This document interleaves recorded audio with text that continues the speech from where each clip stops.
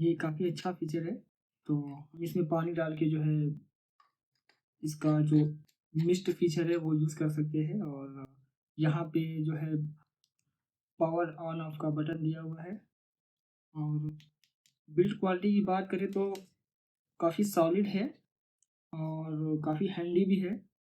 और चालू करके देखें तो यहाँ पे एक बटन दिया हुआ है और ये 2 स्पीड और ये 3। अब जो पानी वाला फीचर है उसको ऑन करने के लिए मुझे इसमें पानी डालना पड़ेगा। तो सबसे पहले मैं इसमें जो है पानी भर लेता हूँ। पानी की कमी है मेरे पास तो कोई बात नहीं, जितना पानी है दिखाने के लिए काफ़ी है। तो इसको मैं पानी डाल लेता हूँ यहाँ पे। तो ये जो फीचर ऑन करना है तो ये जो बटन है पावर बटन, इसको लॉन्ग प्रेस करना है देर तक। और हम देर तक ऑन करते देखिए इसमें से पानी निकल रहा है इस तरीके से धुएँ की तरह, जबकि ये पानी है और ये ठंडा फ़ील भी हो रहा है थोड़ा बहुत। और फिर हम फ़ैन ऑन करेंगे तो कुछ इस तरीके से जो है ये बाहर निकलेगा।